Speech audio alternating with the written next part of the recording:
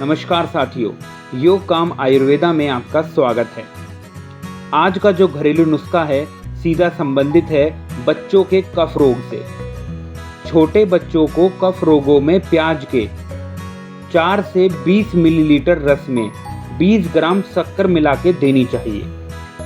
छोटे शिशुओं की माताओं को 2-2 नग प्याज पानी में ओटाकर देने से कफ रोगों में लाभ होता है।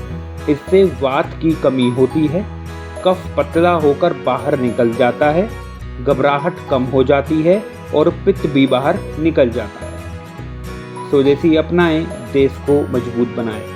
धन्यवाद।